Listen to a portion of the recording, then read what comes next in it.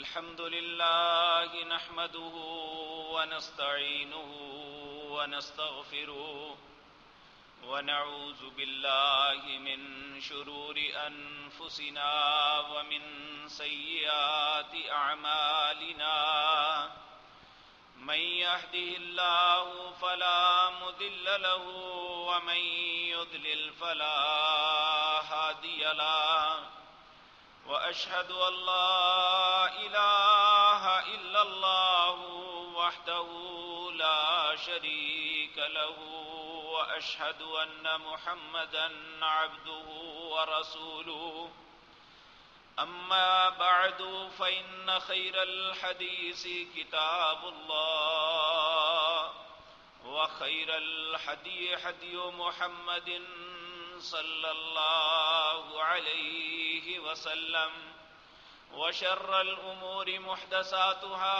وكل محدثة بدعة وكل بدعة ضلالة وكل ضلالة في النار رب اشرح لي صدري ويسر لي أمري واحلل عقدة من لساني يفقهوا قولي اللهم انفعنا بما علمتنا وعلمنا ما ينفعنا وزدنا علما رب أوزعني أن أشكر نعمتك التي أنعمت علي وعلى والدي وأن أعمل صالحا ترضاه وأصلح لي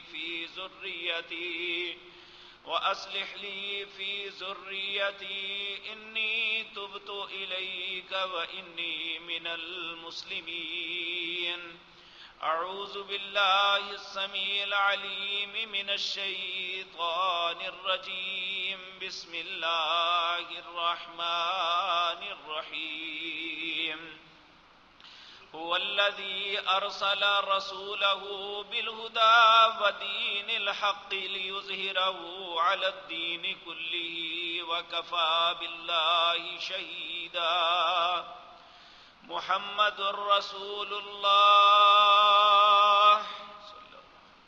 والذين معه أشداء على الكفار رحماء بينهم تراهم ركعا سجدا يبتغون فضلا من الله ورضوانا سيماهم في وجوههم من أثر السجود ذلك مثلهم في التوراة ومثلهم في الإنجيل كزرع أخرج شطأه فآزره فاستغلظ فاستوى على سوقه يعجب الزراع ليغيظ بهم الكفار وعد الله الذين آمنوا وعملوا الصالحات منهم مغفرة وأجرا عظيما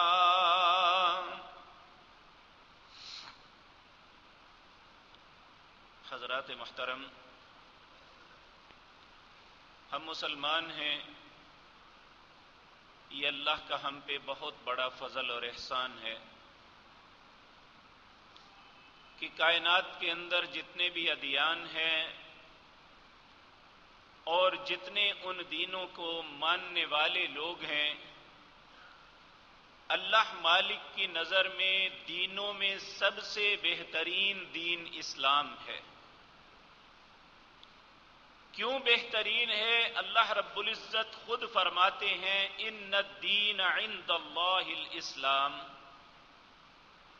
اللہ کے نزدیک اگر دین کوئی ہے، لوگ دین کسے بھی کہتے رہیں، لیکن اللہ کے نزدیک دین صرف اسلام ہے۔ اور جو شخص اسلام کی نعمت کو حاصل کر لیتا ہے،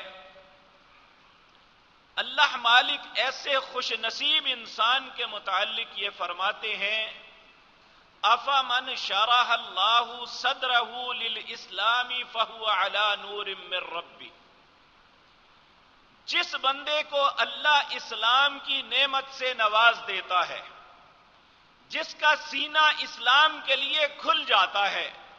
سینے سے کھلنے سے مراد کیا ہے؟ کہ انسان کی شرح صدر ہو جاتی ہے کہ میں جس دین کو مانتا ہوں یہ سچا ہے اور یہ اللہ کی طرف سے ہے. جب انسان کا سینہ اسلام کے متعلق کھل جاتا ہے تو اللہ رب العزت فرماتے ہیں فَهُوَ عَلَى نُورٍ مِّن رَبِّهِ، اس کے سینے کے اندر اللہ کی طرف سے یہ نور آ جاتا ہے. یعنی جس شخص کو اسلام کی سمجھ آ گئی اس کے سینے میں اللہ کی طرف سے نور آتا ہے. لیکن یاد رکھیں ہم ایک ایسے دور سے گزر رہے ہیں جس کے اندر ہم سب بذاؤم خود اسلام کے دعوے دار ہیں، اسلام کو ماننے والا اپنے آپ کو کہتے ہیں، لیکن اپنے دین کے متعلق کنفیوز ہیں، اپنے دین کے متعلق شرمندہ ہیں، اور ہمارے ذہنوں میں یہ بات ڈالی جاتی ہے کہ سب سے دین بہتر اسلام نہیں ہے، دنیا کا ہر دین بہتر ہے. کیا نعوذ باللہ اللہ کو غلطی لگ گئی؟ یا نعوذ باللہ یہ کہیں کہ اللہ نے جھوٹ بولا تھا کہ ان الدین عند اللہ الاسلام، کہ میرے نزدیک دین صرف اسلام ہے اور کوئی دین ہے ہی نہیں. کوئی شخص یہودیت کو دین کہے وہ دین نہیں ہے، کوئی عیسائیت کو دین کہے وہ دین نہیں ہے، وہ کسی بھی چیز کو دین کا نام لے کے کہے وہ دین نہیں. دین اللہ کے نزدیک صرف اسلام ہے، اور اللہ کے نزدیک وہی انسان فرما بردار ہے. اللہ اسی کو مسلمان تصور کرتے ہیں جو اس دین کی پیروی کرتا ہے. لیکن میرے بھائیوں، آج جس دور سے میں اور آپ گزر رہے ہیں اس میں خصوصاً عجم کے لوگ، جو لوگ عربی نہیں جانتے، کیونکہ ہماری دین کے بنیادی ماخذ جو ہیں یہ عربی زبان میں ہیں، جو عرب لوگ ہیں انہیں تو اتنا بہکایا نہیں جا سکتا، کیونکہ جب بھی کوئی عبارت پڑھ کے اس کا غلط ترجمہ کرے گا تو وہ عرب ہیں، وہ اسے تسلیم نہیں کریں گے کہ یہ بات ہی غلط کر رہا ہے. لیکن ہم اپنی معصومیت میں اس کا شکار ہو رہے ہیں. دو قسم کے فتنے ہیں ہمارے درمیان اس وقت. ایک ہے الحاد کا فتنہ، بے دینی کا، دہریہ پن کا. یہ وہ لوگ ہیں جن کے پاس دنیاوی علوم بہت زیادہ ہیں، انگلش لٹریچر پڑھتے ہیں، اور ان کی ساری محبتوں کا محور جو ہے وہ لوگ ہیں. ان کے لیے آئیڈیاز جو ہیں وہ ملتے ہیں تو غیر مسلمانوں کے، ان کے لیے مسلمان مشاہیر، مسلمانوں کے جو قائدین تھے، مسلمانوں کے اسلاف تھے، وہ انہیں کوئی حیثیت نہیں دیتے. اور بدقسمتی ہے اس ملک کی خصوصاً کہ یہاں کے تعلیم کے محکمے میں جتنے لوگ بچوں کی تربیت کر رہے ہیں ان میں 99% ملحد لوگ ہیں. اس کا سبب یہ ہے کہ ہم نے اپنے نظام تعلیم کے اندر سے اسلامیات کو، اسلامی احکامات کو، حرام اور حلال کو نکال دیا ہے. ایک وقت تھا جب ہم بچپن میں پڑھتے تھے، اس وقت اسلامیات کی کیفیت اور آج کی ان اسلامیات کی کتابوں کی کیفیت کا زمین و آسمان کا فرق ہے. ہم سے پہلے جو لوگ پڑھے وہ ہم سے زیادہ بہتر انداز میں اپنے دین کو جانتے تھے، لیکن جیسے جیسے وقت گزر رہا ہے اردو کی کتابوں میں، معاشرتی علوم کی کتابوں میں، دوسرے جتنے نصاب ہیں اس میں سے ان اسلاف کو نکالا جا رہا ہے جو دنیا کے لیے روشن منارہ تھے. دنیا کے وہ ممالک جو اپنے آپ کو ترقی یافتہ کہتے ہیں، آج بھی جو شخص جرمنی کے قانون سے واقف ہے، جنہیں پتا ہے کہ وہ جرمن کے اندر جب بھی کوئی نیا قانون بنانے کی ارادہ کرتے ہیں، کوئی نئی بات سامنے آتی ہے کوئی جرم ہوتا ہے، عدالت نے کوئی فیصلہ کرنا ہوتا ہے، پارلیمنٹ نے کوئی قانون بنانا ہوتا ہے، تو سب سے پہلے ان کا سوال یہ ہوتا ہے عمر نے اپنے زمانے میں کیا کیا تھا۔ اگر غیر مسلمان سیدنا عمر رضی اللہ تعالی عنہ کے متعلق یہ تصور رکھتے ہیں کہ اگر ہمیں قانون اچھا مل سکتا ہے تو محمد الرسول اللہ کے ساتھیوں سے مل سکتا ہے۔ آج ہمارے دور کے اندر اسلام کا نام لیوا، اپنے اسلامی نام رکھنے کے باوجود، اپنے آپ کو مسلمان کہنے کے باوجود ہمارے ذہنوں سے یہ بات کھرچی جا رہی ہے۔ حتیٰ کہ المیہ یہ ہے کہ اس سال جو مدارس اسلامیہ ہیں انہیں گورنمنٹ کی طرف سے ایک نصاب دیا گیا ہے کہ یہ کتابیں لازمی پڑھائیں آپ۔ اب ہمارا نصاب جتنا بھی ہے وہ گھومتا ہے اللہ کے رسول اور اللہ کی ذات کے گرد، یعنی قرآن اور محمد الرسول اللہ کی سیرت اور صحابہ کرام رضوان اللہ علیہ مجمعین کی زندگیوں میں۔ لیکن ہمیں بھی جو نصاب دیا گیا ہے، جو آئیڈیاز دیے گئے ہیں، وہ سارے کے سارے چوڑوں کے، بے دین اور ملحد لوگوں کے، اور ہمیں بتلایا گیا ہے کہ دنیا کے یہ لوگ ہیں جن کی نقل کی جا سکتی ہے، جبکہ اللہ رب العزت قرآن عزیز کے اندر کہتے ہیں لَقَدْ كَانَ لَكُمْ فِي رَسُولِ اللَّهِ أُسْوَةٌ حَسَنَةٌ، تمہارے لیے اگر کوئی آئیڈیا ہے، اگر کوئی بہترین نمونہ ہے تو کائنات کے اندر صرف محمد الرسول اللہ کی ذات ہے صلی اللہ علیہ وسلم۔ اور آج نبی کریم صلی اللہ علیہ وسلم کی ذات کو ایک ایسا رخ دیا جا رہا ہے، جو مذہبی لوگ ہیں وہ صرف جس طرح ہندو ایک پنڈت کو یہ بناتے ہیں کہ بھائی ان کے متعلق سوال نہ کرو، ان کے متعلق بات نہ کرو، ان کے متعلق سوچو نہ، بس تسلیم کر لو، حالانکہ رسول اللہ نے اپنی ذات کے متعلق ایسا کبھی نہیں کہا تھا۔ آپ کی ذات ایک کھلی ہوئی کتاب ہے، اور اس کا ہر ورق جو ہے اس کے اوپر ایک لفظ پہ دھبا نہیں ہے۔ نبی مکرم صلی اللہ علیہ وسلم کی سیرت مطہرہ کے میں انشاءاللہ وہ تینوں پہلو آپ کے سامنے عرض کروں گا۔ پہلے یہ عرض کر دوں کہ یہ میں گزارشات کیوں کرنے لگا ہوں۔ ایک تو یہ ہماری نوجوان نسل، آنے والے بچے، وہ اس بات کو اڈاپٹ کر رہے ہیں، قبول کر رہے ہیں، ان اعتراضات کو کر رہے ہیں۔ ہر شخص، ہر جوان روزانہ ایک مرتبہ نہیں سینکڑوں مرتبہ ایسے واقعات ہوتے ہیں، اپنا موبائل کھولتا ہے، یہ فلاں فلاں اعتراض ہے، اس کا کیا جواب ہو سکتا ہے، یہ فلاں معاملہ ہے، اس کا کیا ہو سکتا ہے، یعنی ایسے ایسے رقیق اور گندے الزامات اسلامی رہنماؤں پہ جن کے متعلق اللہ نے کہا ہے۔ اللہ رب العزت نے یہ فرمایا والسابقون الاولون من المہاجرین والانصار والذین اتبعوہم بإحسان رضی اللہ عنہم ورضوا عنہ۔ جو سابقون الاولون ہیں، جنہوں نے سب سے پہلے اسلام کو قبول کیا، محمد الرسول اللہ کی رسالت کا اقرار کیا، جو آپ کے پیچھے لگے، وہ مہاجرین میں سے ہے یا انصار مدینے کے لوگوں میں سے ہیں، کہا والسابقون الاولون من المہاجرین والانصار، صرف وہی نہیں والذین اتبعوہم، جنہوں نے ان کو قدوہ مانا، انہیں رہبر تسلیم کیا، ان کی اتباع کی، ان کے پیچھے چلے، وہ تو ان کے پیچھے چلنے والے اللہ نے کہا اللہ ان پہ راضی ہو گیا جو ابو بکر و عثمان کے پیچھے چلے، جو علی اور عمر کے پیچھے چلے، جو سعد ابن وقاص کے پیچھے چلے، جو عبد الرحمن بن عوف کے پیچھے چلے، جو سعد بن زرارہ کے پیچھے چلے، جو اسعد کے پیچھے چلے، اللہ ان کے متعلق کہتے ہیں وہ کامیاب ہو گئے،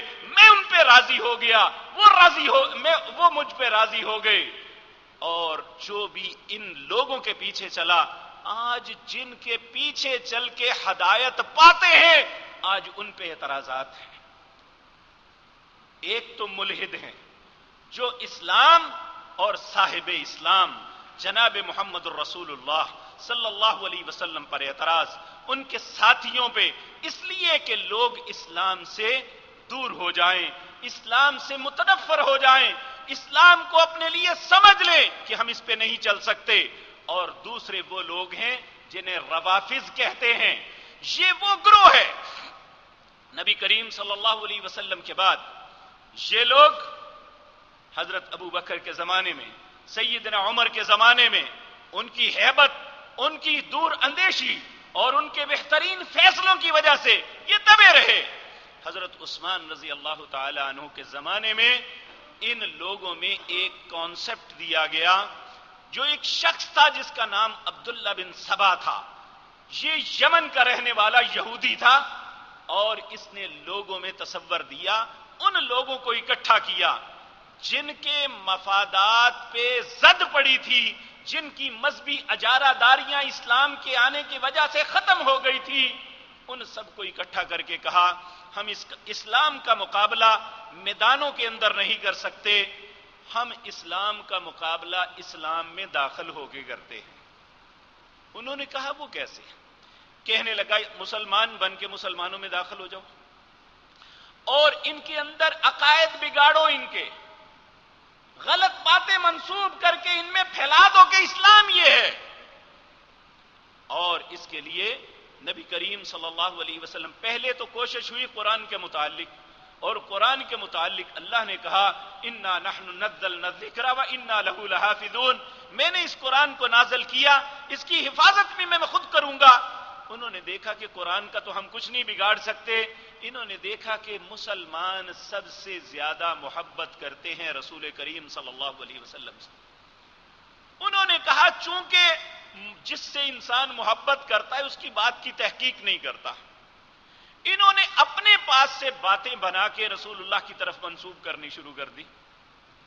جب علماء نے، اس وقت صلحاء نے، محدثین نے، صحابہ کرام نے دیکھا کہ ایسے لوگ آ گئے ہیں دین کے اندر جو دین کو بگاڑ کے پیش کر رہے ہیں، پھر انہوں نے اس بات پہ تحقیق شروع کر دی کہ پہلے بات کو بیان کرنے والے کو دیکھو کہ بات بیان کرنے والا کیسا ہے، پھر اس کی بات کو تسلیم کرو یا اس سے اس کی گواہی طلب کرو کہ تم نے اگر یہ کہا ہے۔ سیدنا عمر رضی اللہ تعالی عنہ، آپ کی عدالت میں ایک مقدمہ آیا۔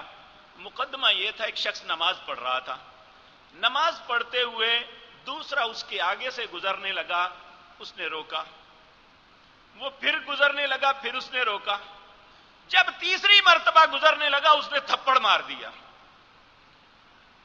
اب وہ شخص مقدمہ لے کے سیدنا عمر کی عدالت میں آ گیا کہ دیکھیں جی امیر المومنین مجھے اس نے مارا ہے۔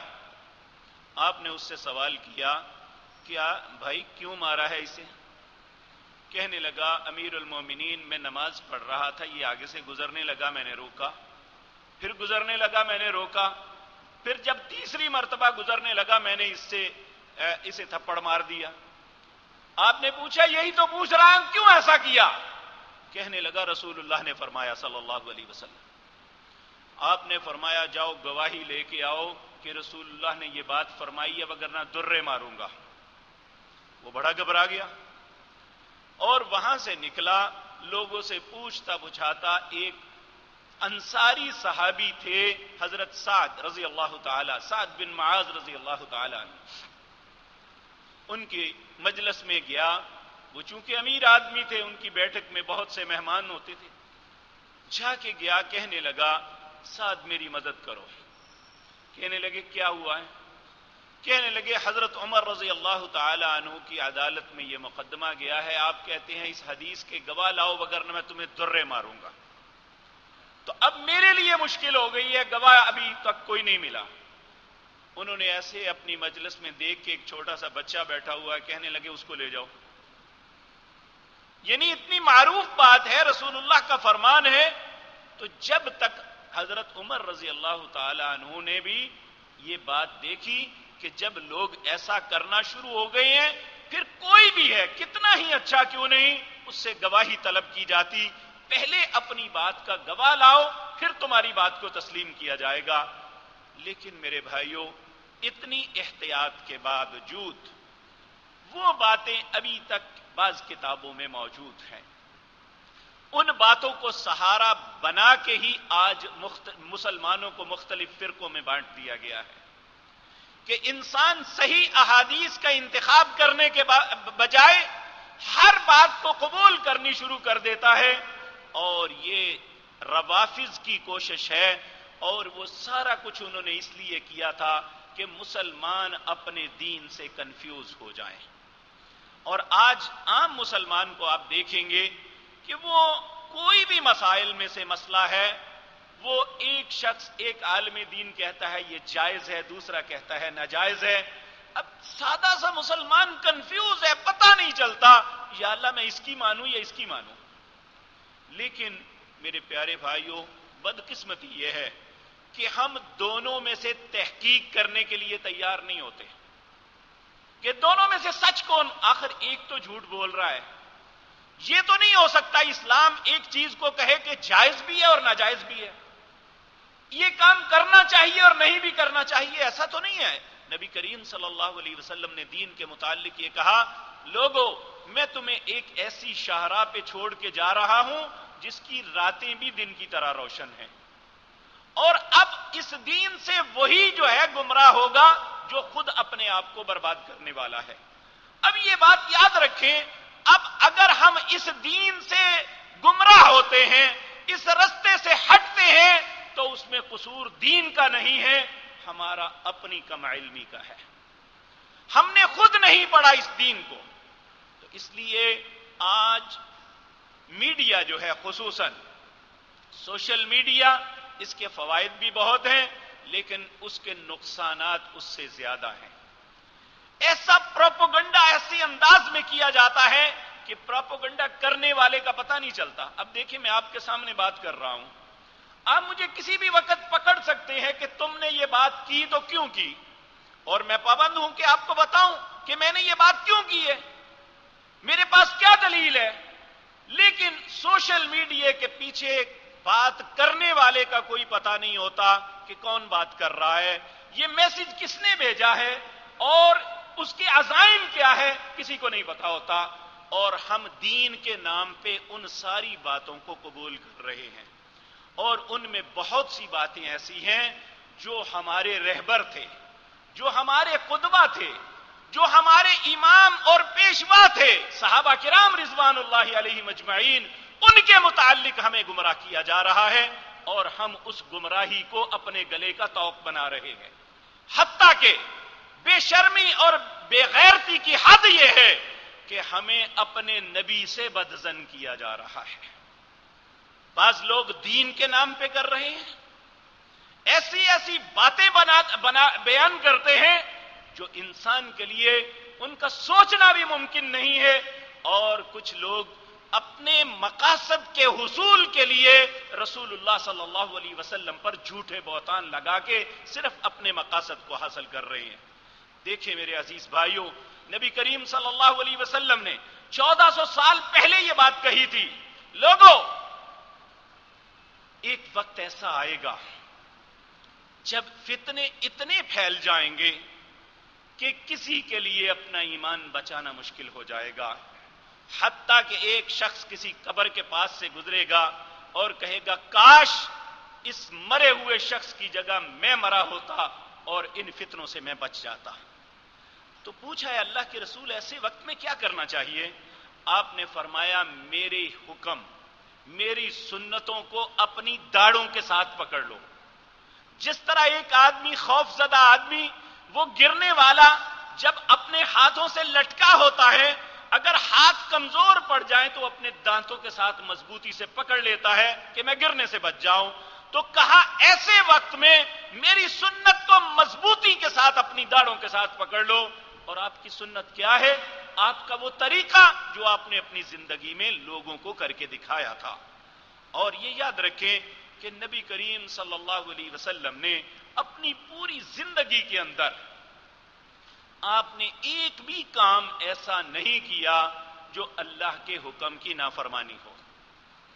آپ کی ہر بات وما ينطق عن الهوى ان هو الا وحی یوحى، جو بھی آپ نے اپنی زبان سے ارشاد فرمایا وہ اللہ کا حکم تھا. اللہ رب العزت کے حکم کے مطابق کہا، جو اللہ نے وحی کی وہ آپ نے لوگوں کو بتلایا، حتیٰ کہ میرے عزیز بھائیوں نبوت سے پہلے بھی اگر آپ نے کسی چیز کا ارادہ فرمایا اور وہ کام اللہ کی نظروں میں اچھا نہیں تھا، اللہ نے حالات ایسے بنا دیے کہ آپ وہ کام نہیں کر پائے۔ مثلا نبی کریم صلی اللہ علیہ وسلم ابھی حلیمہ کے گھر تھے، چھوٹی سی عمر ہے، معصوم ہے، یعنی ابھی جوانی میں قدم نہیں رکھا، بلوغت میں نہیں آئے، معصوم بچے تھے، کیونکہ 5 سال تک آپ حلیمہ کے گھر رہے۔ 5 سال سے چھوٹا بچے کو کیا شعور ہوتا ہے؟ آپ 5 سال سے کم عمر میں تھے۔ کہتے ہیں ایک دن ایسا ہوا کہ میں اپنی بہن جو رضائی بہن تھی، یعنی حلیمہ کی بیٹی جو دودھ بہن تھی آپ کی، کہتے ہیں میں اس کے ساتھ بکریاں چرانے کے لیے باہر چلا گیا، تو دور سے کسی گھر سے شادیانیوں کی آواز آ رہی تھی۔ میں نے اپنی بہن سے کہا کہ آپ بکریاں چرائیں، میں یہ دیکھ کے آتا ہوں۔ سیرت کی کتابوں میں یہ واقعہ لکھا ہوا ہے کہ آپ نے فرمایا میں دیکھ کے آتا ہوں۔ آپ چل پڑے۔ اب فرماتے ہیں جب میں گھروں کے قریب پہنچا تو میں بے ہوش ہو گیا۔ یعنی اللہ کو یہ بات پسند نہ آئی کہ جو آواز میں جس پہ لعنت کی ہے میرے نبی کے کان میں پڑے، حالانکہ اس وقت نبوت آپ کو نہیں ملی تھی، لیکن اللہ نے قرآن عزیز کے اندر فرمایا واللہ یعصمک، میں آپ کو ہر چیز سے بچا کے رکھوں گا، حتیٰ کہ لوگوں کے ہاتھوں اور ان کے ظلم و ستم سے بھی بچا کے رکھوں گا۔ واللہ یعصمک من الناس، میں لوگوں کی ہر قسم کی اذیت سے آپ کو بچا کے رکھوں گا، یعنی آپ کی ذات، آپ کی جان کو نقصان کوئی نہیں پہنچا سکے گا اور نہ آپ کے کردار کو کوئی نقصان پہنچا سکے گا۔ تو اللہ رب العزت نے اس وقت آپ کو بے ہوش ہو گئے، ساری رات بے ہوش پڑے رہے، سارے گھر والے ڈھونڈتے رہے، نہ پتا چلا۔ کہتے ہیں جب دن طلوع ہوا، سورج کی کرنوں نے دوسرے دن میرے چہرے پہ گرمی کی لہریں ڈالی تو میں اٹھا اور اٹھ کے گھر گیا۔ دوسرے دن پھر ایسا ہی ہوا، میں نے پھر ارادہ کیا لیکن اللہ کو منظور نہ ہوا۔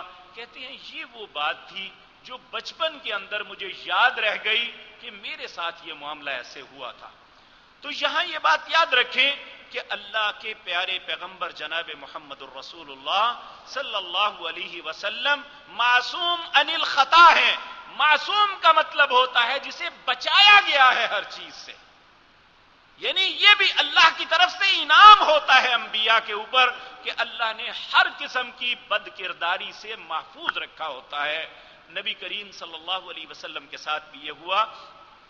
تو میرے عزیز بھائیوں، چونکہ ہم اپنے نبی کے معاملے میں، ان کے ساتھیوں کے معاملے میں اس وقت کنفیوژن کا شکار ہیں، تو میں آپ کے سامنے عرض کروں گا، یہ بتدریج انشاءاللہ کافی مجلسوں تک یہ معاملہ چلے گا، کیونکہ آنے والے دنوں میں یہ پروپیگنڈا اور تیز ہوگا کہ رسول اللہ ان کے فیصلوں اور ان کے ساتھیوں کے متعلق لوگوں میں کنفیوژن پھیلائی جائے گی کہ فلاں صحابی ایسا تھا، فلاں نے ایسا ظلم کیا تھا، حالانکہ یہ لفظ اللہ کے نبی یا صحابہ پہ لگانا خود بہت بڑا ظلم ہے۔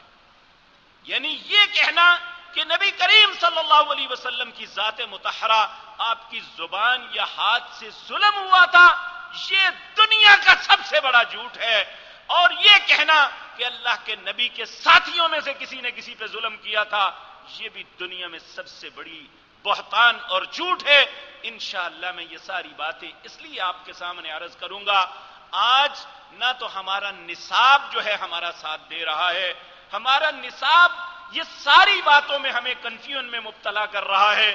ہمارا نصاب پڑھانے والے جو ہیں وہ ملحد اور بے دین لوگ ہیں، الا ماشاء اللہ بہت کم لوگ ہیں جنہیں اللہ نے دین کا فہم دیا ہے اور وہ اللہ کے نبی اور ان کے ساتھیوں سے محبت کرتے ہیں، وہ اپنی زبانوں سے ایسی کلمات نہیں نکالتے، وگرنہ جس طرح رسول اللہ صلی اللہ علیہ وسلم نے فرمایا تھا کہ ایک وقت آئے گا جب انسان دن کو مسلمان ہوگا، رات کو کافر۔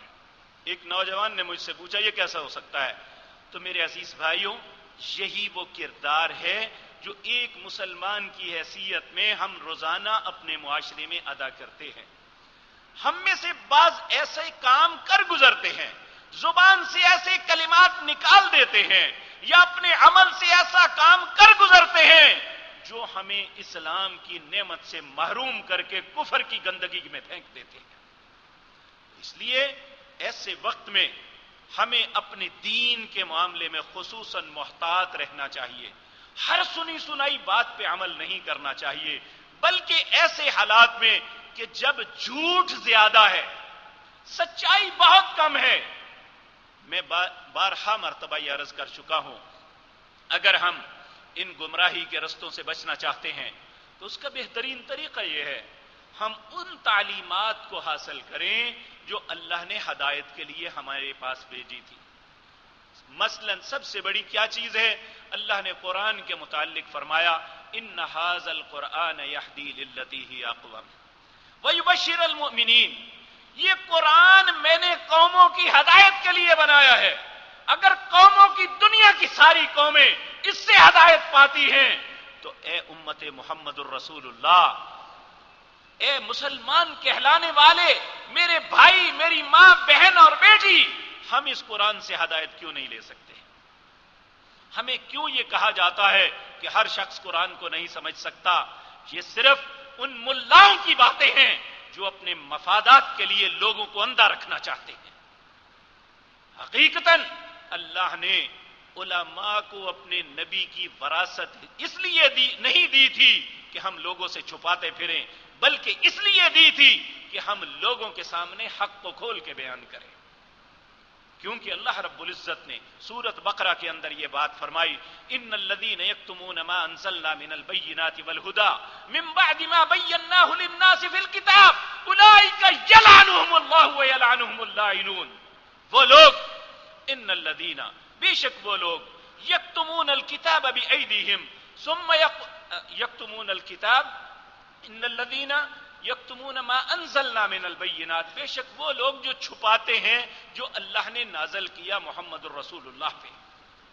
ان الذین یکتمون ما انزلنا من البینات والہدی، جو واضح اور ہدایت والی چیزیں ہیں، من بعد ما بیناہ للناس فی الکتاب، اور وہ جو کتاب میں نازل ہوا ہے ان باتوں کو صرف اس لیے چھپاتے ہیں کہ ہمارے فرقے کے خلاف ہے۔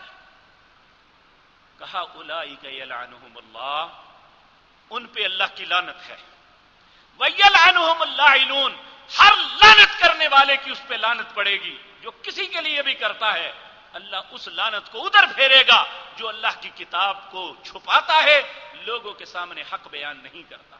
سیدنا ابو ہریرہ رضی اللہ تعالی عنہ کہتے ہیں میں اللہ کے نبی کی حدیث کو بیان کرتے ہوئے بہت خوف زدہ ہوتا تھا کہ کوئی لفظ ایسا مجھ سے ایٹ نہ ہو جائے جو اللہ کے نبی نے نہیں فرمایا، کہ میں جہنمیوں میں نہ بن جاؤں۔ اگر میں یہ آیت نہ پڑھی ہوتی تو میں کبھی کوئی حدیث بیان نہ کرتا، یعنی میں اتنا خوف زدہ ہوں۔ چونکہ اللہ نے حکماً کہا ہے کہ بیان کرنا ہے، اس لیے میں آپ کے سامنے یہ ساری باتیں عرض کروں گا۔ آغاز کروں گا رسول اللہ صلی اللہ علیہ وسلم کی سیرت مطہرہ میں، کہ نبی کریم صلی اللہ علیہ وسلم کی زندگی کے 3 پہلو ہیں۔ پہلا، نبوت سے قبل 40 سال آپ نے وہ کیسے بسر کیے، ہمارے لیے اس میں کیا کیا اسوہ ہے، کیا نمونہ ہے۔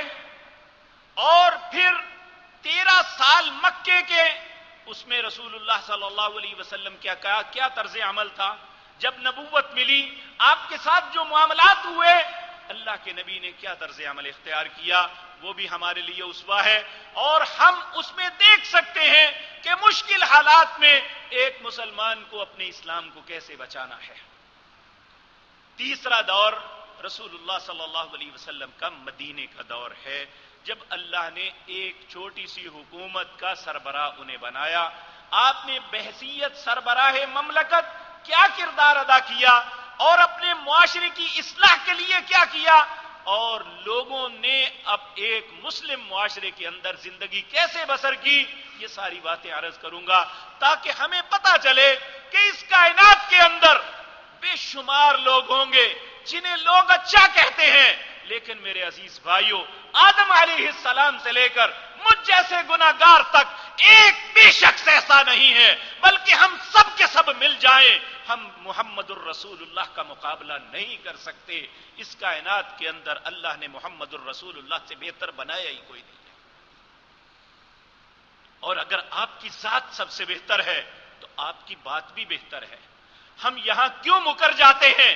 اگر اللہ کے رسول سب سے افضل ہیں، اللہ کی ذات کے بعد سب سے زیادہ متبرک اور محترم ہیں، تو آپ کی بات کیوں نہیں محترم؟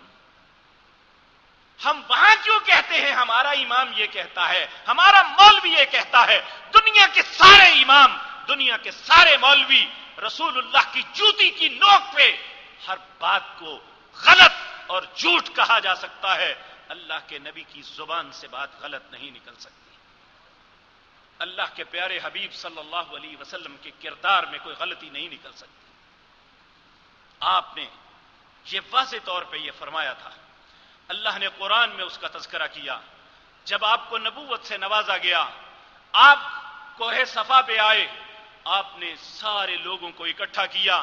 ابھی لوگوں کے اندر کوئی تصور نہیں تھا کہ نبی کریم نے کس حیثیت میں بلایا۔ آپ اسی حیثیت میں سمجھتے تھے کہ ایک با کردار، ایک اصول پسند، ایک خوبصورت نوجوان جو مکے کی وادیوں میں 40 سال گزارنے والا، ہر دل عزیز شخص آج ہمارے ساتھ کیا بات کرنا چاہتا ہے۔ نبی کریم صلی اللہ علیہ وسلم نے سب کو اکٹھا کر کے ایک بات کہی، لوگوں مجھے ایک بات بتاؤ، میں نے 40 سال تمہارے اندر گزارے، جس میں میرا بچپن بھی تھا، میری جوانی بھی تھی، اگر تم میں سے کسی شخص کو میری ذات پہ کوئی اعتراض ہے تو بتاؤ۔ دیکھیں میرے عزیز بھائیوں، ہم میں سے کوئی شخص زندگی کے 40 سال تو دور کی بات ہے، 40 دن کی بات بھی نہیں کر سکتا۔ 40 دن بھی بہت زیادہ ہیں، 40 گھنٹوں کی بات نہیں کر سکتا کہ ہم سے کوئی غلطی نہیں ہوئی۔ لیکن اللہ نے اس پاکیزہ اور مقدس ہستی جن کا نام محمد الرسول اللہ صلی اللہ علیہ وسلم ہے، انہوں نے اپنی قوم کے سامنے، جن کے اندر سارا وقت گزارا تھا، جن کے ساتھ تجارتیں کی، جن کے ہاں ملازمتیں کی، جن کے ہاں رہے، جن کے ہاں جوانی گزری، جس میں جوانی میں لڑائی جھگڑے بھی ہوتے ہیں، آپس میں معاملات اور کلیش بھی بنتے ہیں، ہاتھ اور زبان سے دکھ بھی پہنچتے ہیں، سارا کچھ ہوتا ہے، جہاں رہے۔ بلکہ ایک عام مقولہ ہے کہ جہاں بے جان برتن پڑے ہوں وہ بھی آپس میں ٹہک جاتے ہیں، برتن بھی ایک دوسرے کی آواز دے دیتے ہیں، لیکن یہ تو ایک جاندار انسان تھے۔ اس کے باوجود اللہ نے اتنا پاکیزہ، اتنا مقدس آپ کو بنایا تھا کہ پوری کائنات کے اندر اس کی مثال نہیں ہو سکتی۔ صرف اللہ کی ذات ہے جن کی مثال آپ سے بلند ہے، آپ سے برتر ہے، آپ سے اونچی ہے۔ اللہ کے لیے ساری تعریفیں، اللہ کی مخلوق میں آپ سے زیادہ کوئی مقدس نہیں ہو سکتا۔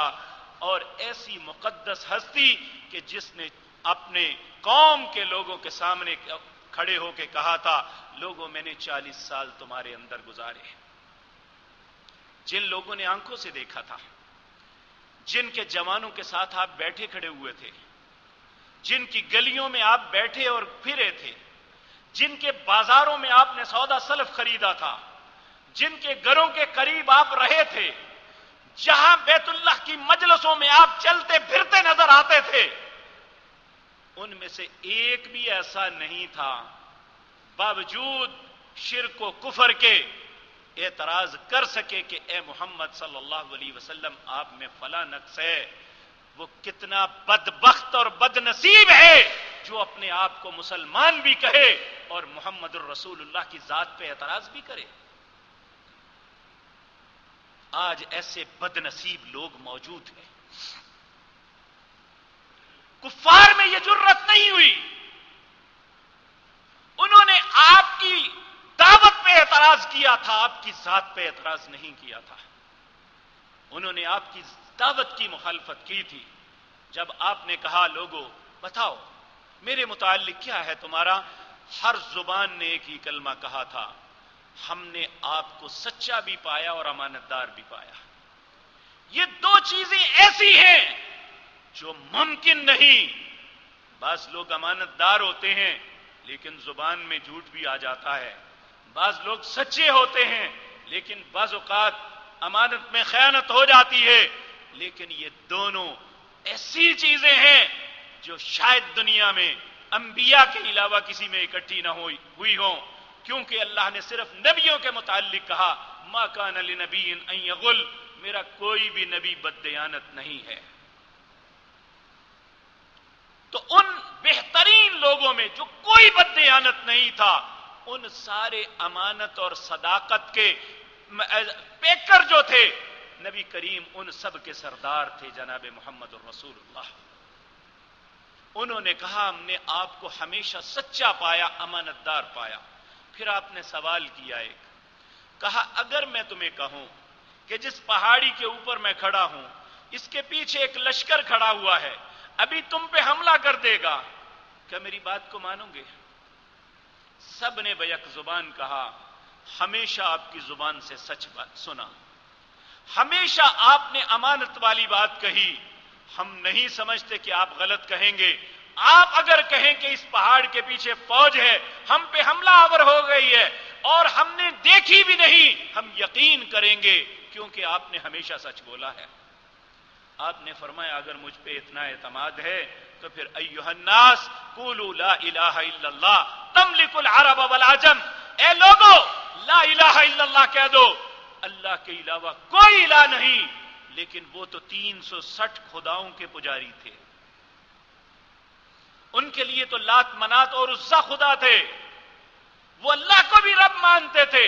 لیکن ان سب کو سمجھتے تھے یہ بھی تو اللہ والے ہیں، ان کے ہاتھوں میں بھی تو اختیارات ہیں. یہی عقیدہ مشرکین مکہ کا تھا کہ یہ بھی تو کچھ اختیار رکھتے ہیں. یاد رکھیں لات ایک انسان کا نام ہے، منات ایک انسان کا نام ہے، عزا یہ ایک عورت کا نام ہے. لات منات اور عزا یہ کوئی پتھر کے بت نہیں تھے، ان کی مورتیاں بنائی ہوئی تھی جو بظاہر ایک انسان تھے، اور یہ اپنے معاشرے میں بڑا اچھا کردار ادا کر کے مرے تھے. تو وہ سمجھتے تھے کہ چونکہ یہ بھی اللہ والے ہیں. بلکہ نبی کریم صلی اللہ علیہ وسلم نے بعد میں جب انہیں کہا نا کہ کیوں عبادت کرتے ہو ان کی، تو انہوں نے جواب میں کہا ما نعبدہم، ہم ان کی عبادت تو نہیں کرتے، الا لیقربونا الی اللہ زلفی، ہم تو صرف ان کی خوشنودی حاصل کرتے ہیں تاکہ یہ اللہ کے قریب ہمیں کر دیں، یعنی ہمارے اور اللہ کے درمیان یہ واسطہ بن جائیں. ما نعبدہم الا لیقربونا الی اللہ. اور آج بھی عقیدہ یہی ہے.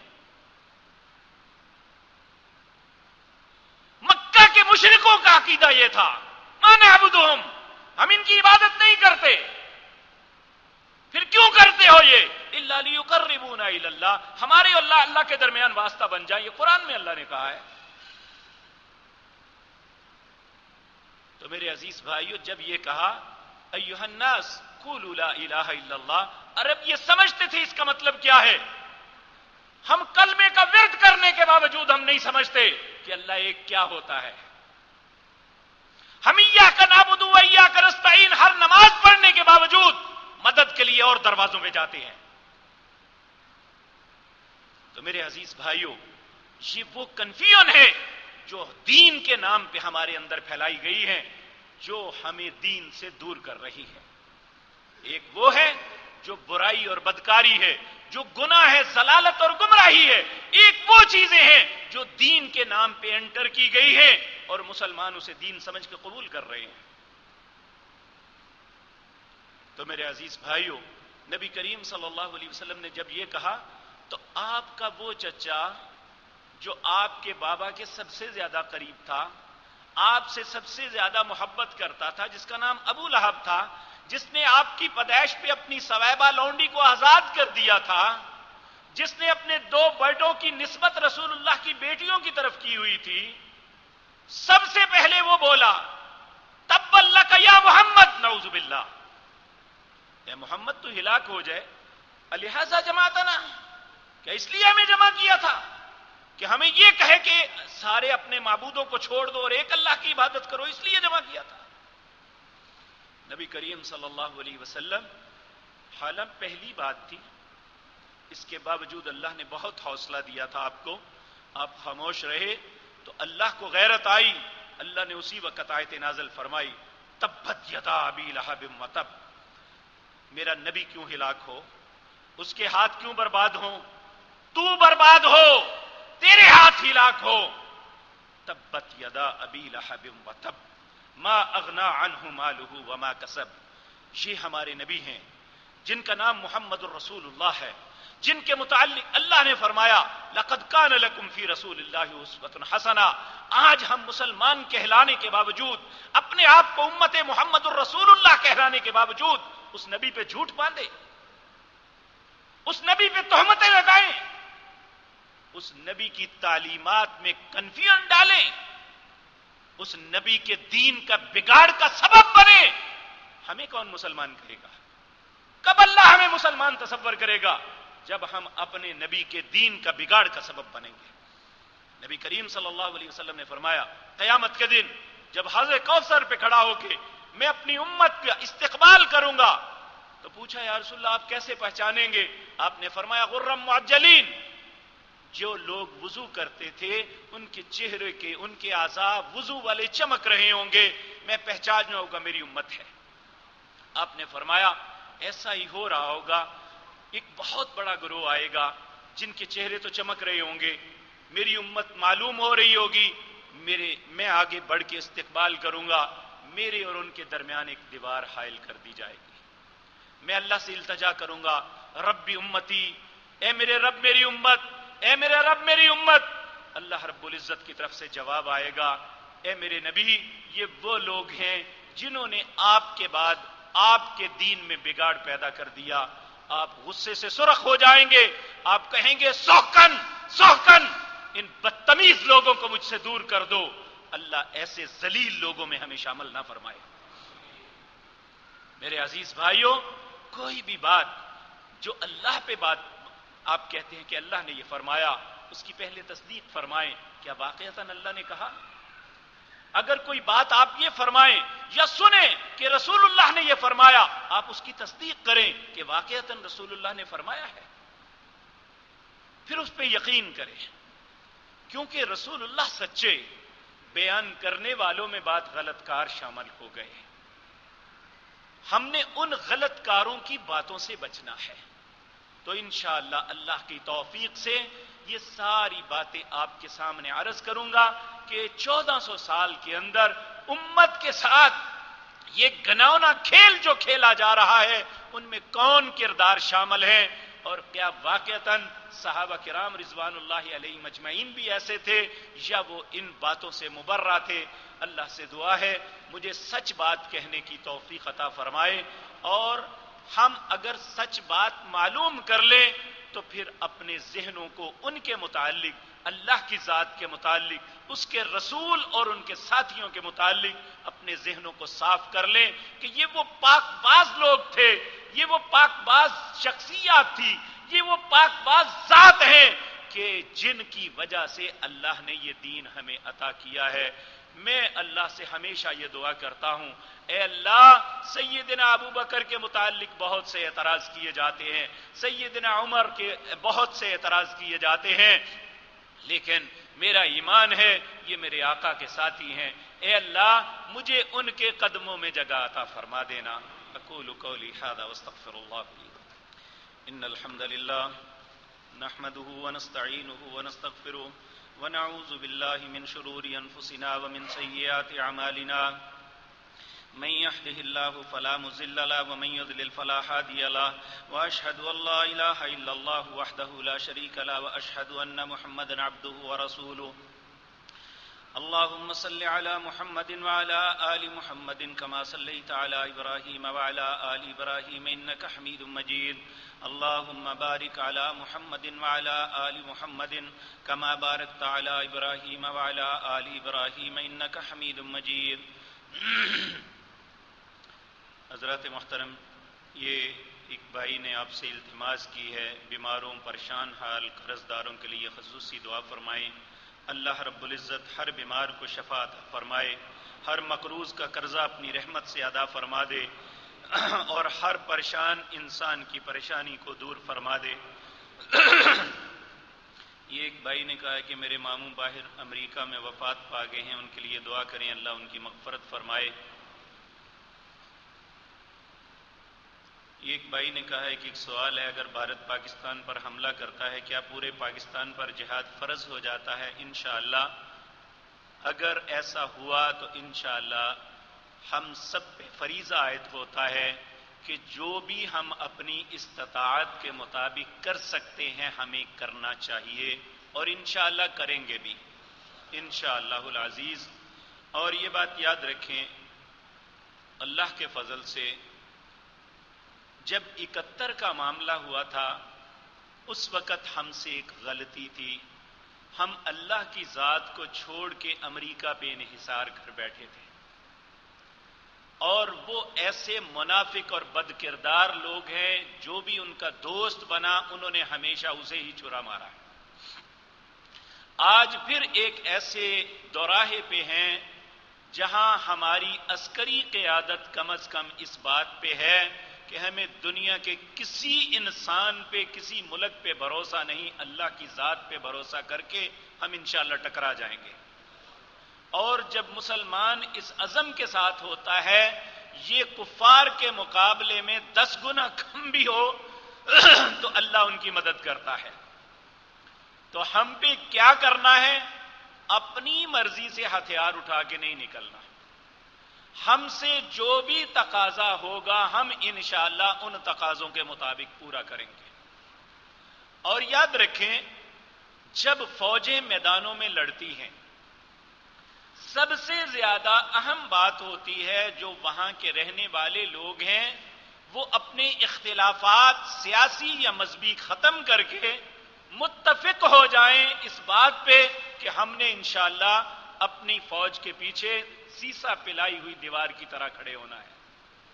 دیکھیں یہ ہمارا گھر ہے، پاکستان ہمارا گھر ہے، اس کا نقصان ہمارے گھر کا نقصان ہے، چاہے وہ کسی صوبے کسی شہر میں بھی ہو وہ ہمارے گھر کا نقصان ہے۔ اس لیے ہمارے دل میں یہ نہیں ہونا چاہیے کہ یہ فلاں کا معاملہ ہو رہا ہے، نہیں، چاہے یہ کوئٹہ میں ہو، پشاور میں ہو یا کراچی میں ہو، یہ نقصان ہمارا ہے اور ہم اپنے گھر کا نقصان نہیں انشاءاللہ ہونے دیں گے۔ سب سے بڑا ہتھیار ہمارے پاس بحیثیت مسلمان دعا کا ہے۔ نبی کریم صلی اللہ علیہ وسلم نے فرمایا لا يرد القضاء الا الدعاء، لوگوں اللہ کا فیصلہ اگر کوئی چیز بدل سکتی ہے تو وہ دعا ہے۔ نبی کریم صلی اللہ علیہ وسلم جب بدر کے مقام پہ آئے، جن لوگوں نے بدر کا میدان دیکھا ہوا ہے انہیں پتا ہوگا بدر کا میدان نیچا ہے، اور عیش جہاں آپ کا خیمہ تھا آج وہاں مسجد بنی ہوئی ہے، وہ تقریباً 25 فٹ اونچا ہے اس جگہ سے جو میدان ہے۔ آپ وہاں بیٹھے ہوئے جب سارے میدان کا منظر دیکھا، اپنی اور ان کی کیفیت دیکھی، تو آپ مقابلے سے پہلے اللہ کے حضور سجدے میں گر گئے اور اللہ کے ہاں اب اللہ کے قدموں میں پیشانی رکھ کے روتے ہوئے کہا اللہم ان تہلک ہذہ العصابہ فلن تعبد فی الارض بعد اليوم، اے اللہ یہ چھوٹی سی جماعت ہے میرے پاس، یہ ساری میں لے کے آ گیا ہوں، آج اگر یہ ہلاک ہو جائے تو تیری عبادت کون کرے گا؟ تو اللہ نے اسی وقت قبول کی، آیت نازل کر دی، کہا استستغیثون ربکم فاستجاب لکم انی ممدکم بی1000 من الملائکۃ مردفین، اے میرے نبی آپ نے مجھ سے مدد مانگی، استستغیثون ربکم، تم نے اپنے رب سے مدد مانگی، فاستجاب لکم، اللہ نے تیرا استغاثہ قبول کر لیا، انی ممدکم بی1000 من الملائکہ، تو نے صرف مدد مانگی میں آسمان سے فرشتے بھیج رہا ہوں، انی ممدکم بی1000 من الملائکۃ مردفین، جو لائنوں کے اندر تیری مدد کے لیے آ جائیں گے. اور اللہ نے پھر کہا وما جعلہ اللہ الا بشرا ولتطمئن بہ قلوبکم. یہ میں نے صرف ایک تسلی کے لیے بھیجا تھا. وما النصر الا من عند اللہ. اور مدد تو اللہ کے پاس ہے اور تو کہیں سے مل ہی نہیں سکتی. پھر اللہ نے فرشتوں کو کہا, فرشتوں کو بھیجنے کے بعد کہا اذ یوحی ربک الی الملائکہ. فرشتوں کو بھیجنے کے بعد اللہ نے کہا ہے میرے فرشتوں پیچھے میں بھی نہیں رہوں گا, انی معکم, اپنے نبی کی مدد کے لیے میں خود بھی آؤں گا. یہ دعا بہت بڑی چیز ہے, اللہ کے نبی کے اسوہ میں ہمیں ملتی ہے. ہم ایسے حالات میں اللہ سے دعا مانگے, اپنے بھائیوں کی, اپنی افواج کی استقامت کی, اللہ کی مدد کی اور دشمن کی بربادی کی. انشاءاللہ جب تک کچھ لوگ دعائیں کرنے والے موجود ہیں, شاید اس کرپٹ ترین ملک کے اندر جس کے حکمران, جس کی بیوروکریسی ساری کی ساری الا ماشاءاللہ کرپٹ ہے, اس کے باوجود اس ملک کو اگر اللہ نے بچایا ہے تو کچھ لوگوں کی دعاؤں کی وجہ سے بچایا ہے. اللہ رب العزت نے سورۃ فرقان کی آخری آیت میں فرمایا قل ما یعبأ بکم ربی لولا دعاؤکم فقد کذبتم فسوف یکون لزاما. جو لوگ مجھ سے دعائیں مانگتے ہیں اگر ان کی دعاؤں کا مجھے احساس نہ ہوتا تو جو لوگ مجھے جھٹلاتے ہیں میں ایک لمحے میں انہیں ختم کر دیتا. اس لیے اللہ سے دعا انشاءاللہ, یہ اللہ کے گھر بھی اللہ کے مورچے ہیں. ہم ہاتھ اٹھا کے اپنی نمازوں میں قنوت نازلہ کریں گے اور جہاں ہمیں کھڑا کیا جائے گا, جہاں پکارا جائے گا, انشاءاللہ ہم پہنچیں گے.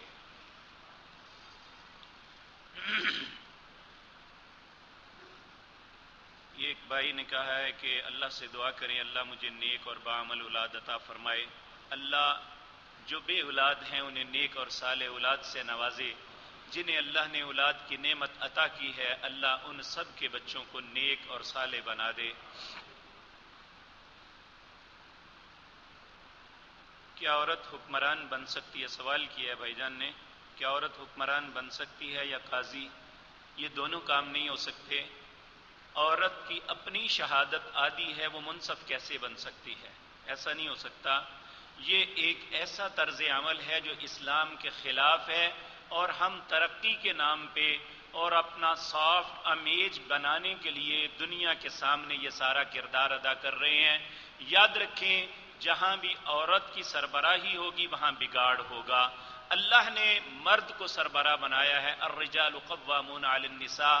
اللہ کہتے ہیں میں نے عورتوں پہ مردوں کو فوقیت دی ہے. جب عورتوں کو مردوں پہ فوقیت دیں گے تو یہ اللہ کے حکم کی صریحاً نافرمانی ہوگی. نبی کریم صلی اللہ علیہ وسلم نے فرمایا وہ قوم کبھی فلاح نہیں پائے گی جو اپنا حاکم کسی عورت کو بنا لے گی.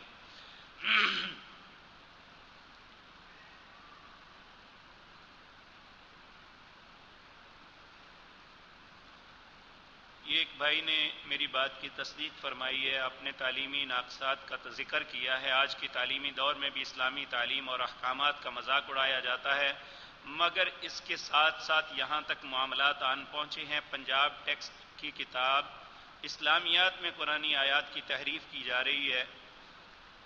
نہم دہم کی سورۃ احزاب کی آیت نمبر 24 میں یہ جو ہے نا الفاظ کی ادائیگی کو لکھنا, چونکہ یہ کاتب اجمی لوگ ہوتے ہیں ان سے یہ غلطیاں ہو جاتی ہیں. تو ویسے یہ ہے کہ بعض کام جان بوجھ کے ہو رہے ہیں اور بعض لا علمی کی وجہ سے ہو رہے ہیں.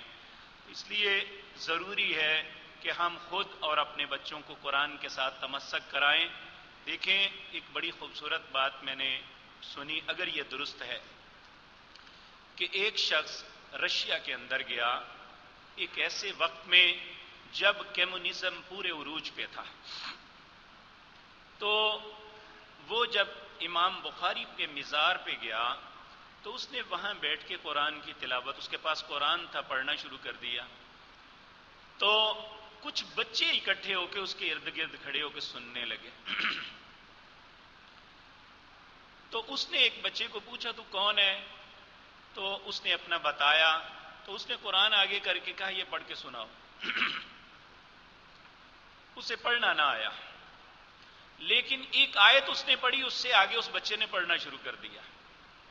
وہ بڑا متعجب ہوا، 2 3 4 اور بچوں سے بھی اس نے پوچھا، انہوں نے بھی ایسے ہی کیا کہ جو آیت پڑھتا اس سے آگے وہ پڑھنی شروع کر دیتے۔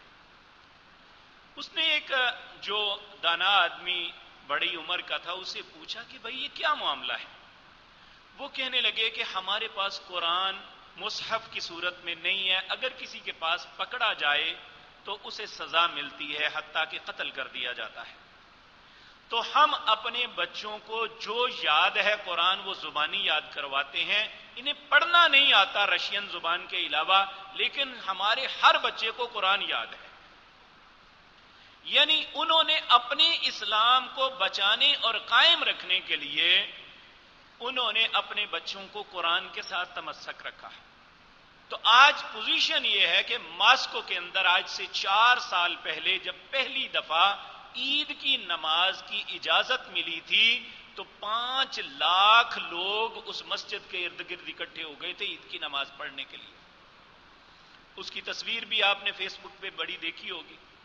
یعنی پورے ماسکو میں ایک تھرتھلی مچ گئی کہ اتنے لوگ ماسکو میں مسلمان ہیں، کہ جب عید کی نماز کے لیے اجازت دی گئی تو اتنے لوگ اکٹھے ہو گئے۔ تو میرے بھائیوں، ایسے فتنے کے زمانے میں اگر ہم بھی اپنے دین کے ساتھ منسلک رہ سکتے ہیں تو وہ صرف قرآن کی وجہ سے، وگرنہ یہ پراپیگنڈا ہمیں برباد کر دے گا۔ اگر ہم نے اپنے بچوں کو قرآن نہ پڑھایا، قرآن سے تمسک نہ کروایا، تو یاد رکھیں ایک وقت آئے گا ہماری حالات اسپین سے مختلف نہیں ہوں گے، اور ہماری زندگی کا سب سے بڑا اثاثہ ہمارا دین ہے۔ اگر ہم سے یہ چھن گیا تو دنیا تو ہمارے پلے ہے ہی نہیں ہے۔ اللہ ہمیں سمجھ عطا فرمائے۔ کیا نبی اپنی قبروں میں حیات ہیں؟ اللہ اکبر۔ میرے عزیز بھائی، اللہ نے موت کے بعد جو زندگی ہے اسے برزخ کی زندگی کہی ہے، وہ سب کے لیے ایک برابر ہے۔ برزخ کہتے ہیں پردے کو۔ اس پردے کے پیچھے کیا ہے، ان کی کیفیت کیا ہے، وما ادراک، کوئی بھی انسان ادراک نہیں کر سکتا۔ اور یہ انڈرسٹوڈ ہے کہ جو بھی چاہے وہ نبی ہے، وہ ولی ہے یا عام انسان، ان کی زندگی کا تعلق دنیا سے نہیں ہے۔ قرآن عزیز کے اندر اللہ رب العزت نے فرمایا حتی اذا جاء احدهم الموت، جب کسی کی بندے کی موت کا وقت آتا ہے، قال رب ارجعون، وہ اللہ سے التجا کرتا ہے، اے اللہ ایک مرتبہ واپس لوٹا دے۔ بھائی کیوں؟ لعلی اعمل صالحا، تاکہ میں اچھے کام کر لوں، فیما ترکت، جو نہیں کرتا رہا یا چھوڑ آیا ہوں۔ اللہ جواب دیں گے کلا، یہ نہیں ہو سکتا، انہا کلمۃ ہوا قائلھا، یہ تیرے کہنے کی بات ہے جو تو کہہ رہا ہے، ومن ورائہم برزخ الی یوم یبعثون، اس کے اور دنیا کے درمیان ایک پردہ حائل کر دیا جائے گا جو قیامت تک نہیں کھلے گا۔ یہ ہے قرآن کا اصول۔ اب ان کی زندگی کس طرح کی ہے، انہیں عذاب یا جزا کیسی مل رہی ہے، ان کے جسم کو ہے، ان کی روح کو ہے، یہ دنیا کا کوئی انسان نہ اس کا کانسیپٹ رکھ سکتا ہے، کیونکہ اللہ نے جہاں بھی کہا وما ادراک، تم ادراک نہیں کر سکتے وہ کیسا ہوگا۔ تو یہ انڈرسٹوڈ ہے کہ ان کا تعلق دنیا کے ساتھ نہیں ہے، برزخ کے اندر ان کی زندگی کی کیفیت کیا ہے ہم اسے نہیں سمجھ سکتے، نہ اللہ نے ہمیں بتلایا ہے۔ تو اس لیے یہ کہنا کہ نعوذ باللہ یہاں تک ہم پہنچے ہوئے ہیں کہ نبی کریم صلی اللہ علیہ وسلم زندہ ہیں، آپ پہ آپ کی قبر میں بیویاں پیش کی جاتی ہیں، اور یہ ایک ایسا تصور ہے، یہ ایسی بات ہے جو اللہ ہم سب کو محفوظ رکھے۔ ہمیں اپنے نبی کے متعلق ایسے تصورات نہیں دینے چاہیے جو اللہ کو جھوٹا ثابت کریں۔ اللہ ہمیں سمجھ نصیب فرمائے. اللہم انصرنا ولا تنصر علینا واعزنا ولا تذلنا وزدنا ولا تنقصنا وارحمنا انت مولانا فانصرنا علی القوم الکافرین. اللہم اعز الاسلام والمسلمین واذل الشرک والمشرکین. اللہم دمر اعداء الدین. اذهب الباس رب الناس واشف انت شافی لا شفاء الا شفاؤک شفاء لا یغادر سقما. اللہم اشفنا بشفائک وداونا بدوائک واغننا بفضلک عمن سواک یا واسع الفضل یا واسع المغفرہ. ربنا آتنا فی الدنیا حسنۃ وفی الآخرۃ حسنۃ وقنا عذاب النار. سبحان ربک رب العزۃ عما یصفون وسلام علی المرسلین والحمد للہ رب العالمین.